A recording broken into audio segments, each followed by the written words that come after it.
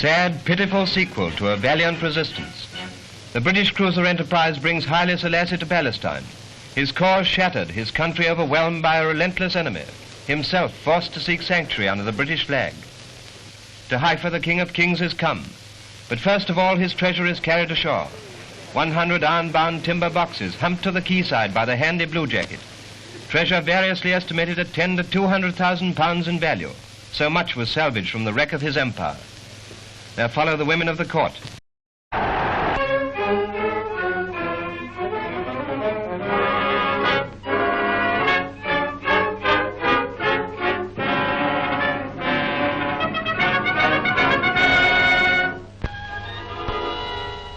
Le croiseur anglais Enterprise, transportant le Négus et sa suite, arrive à Haïfa.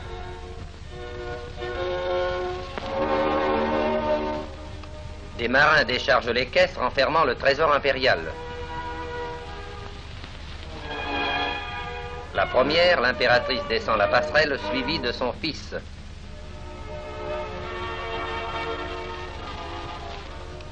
À son tour, le roi des rois, qui malgré sa fatigue et sa détresse morale conserve toute sa dignité, quitte le croiseur.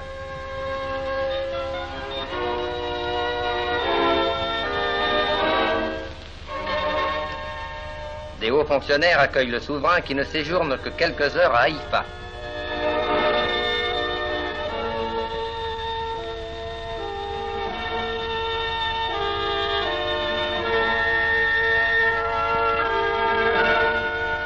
Un train spécial le conduit ensuite à Jérusalem.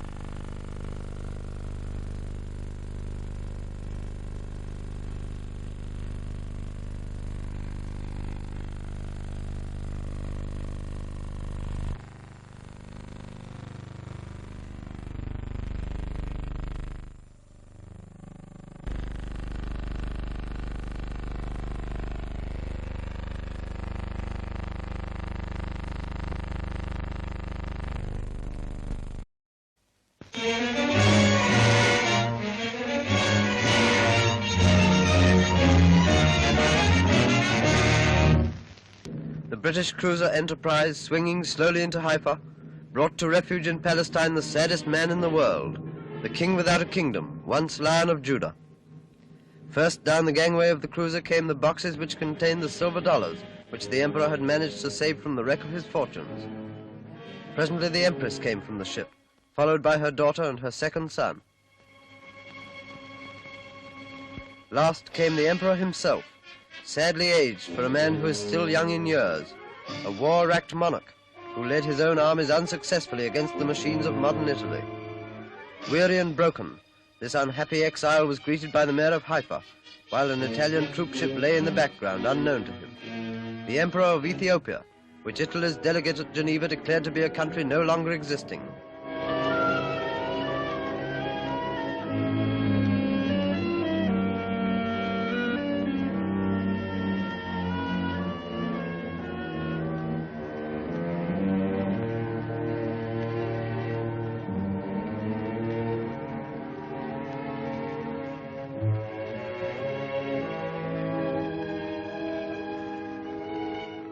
Then, passing before a guard of honor, Haile Selassie took train for Jerusalem, the fallen king who claimed the world's help in his unsought war and received only sympathy.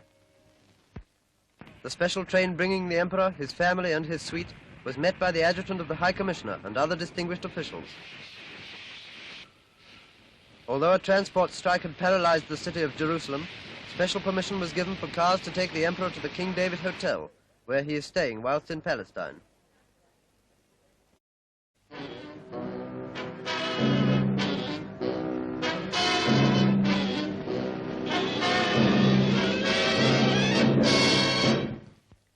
Jerusalem is still the haven wherein the Emperor of Abyssinia is resting after his disastrous last days in the last Black Empire. Still a figure of dignity, Haile Selassie is spending his time in contemplation and prayer with his family, while travelers from Addis Ababa report that the capital is still a city of despair. Many are the arrests and executions that fall to the lot of those left in Ethiopia.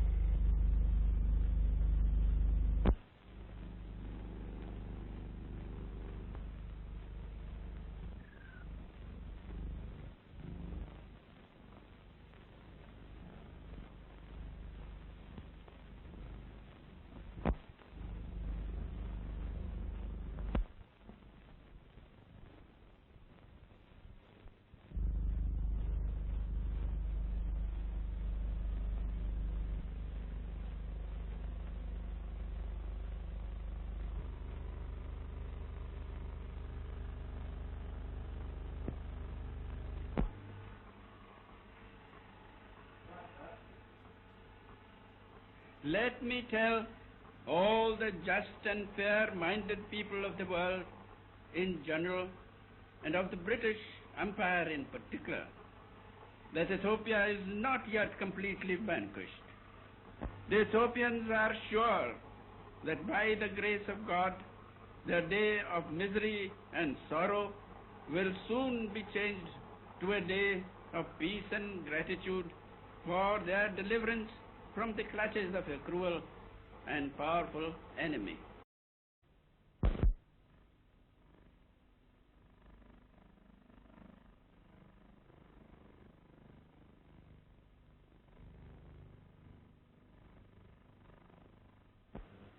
De cette ville sainte de Jérusalem, j'adresse au peuple du monde entier ma profonde reconnaissance pour la sympathie avec laquelle ont soutenu et suivi la justice cause de l'Éthiopie. L'espoir de la paix future est le bonheur du monde, dépendant entièrement sur la préférence de l'esprit chrétien dans les peuples et dans l'individu, pour l'entente de la collaboration entre les hommes de bonne volonté.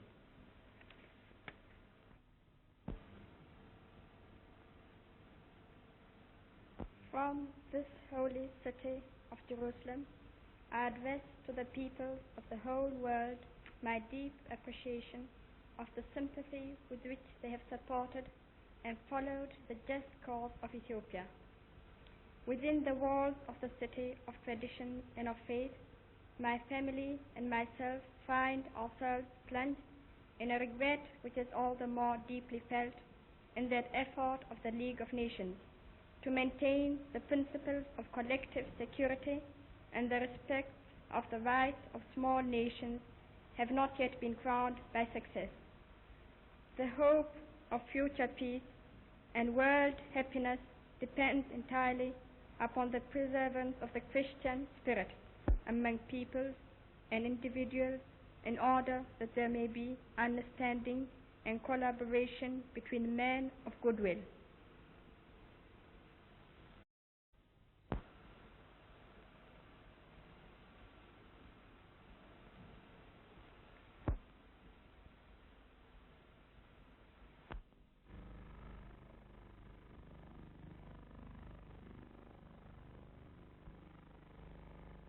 Sainte de la cité des traditions et de la foi, ma famille et moi-même, nous nous trouvons plongés dans la douleur, d'autant plus ressentis que les efforts de la Société des Nations pour maintenir les principes de la sécurité collective et le respect des droits des petites nations n'ont pas été encore couronnés de succès.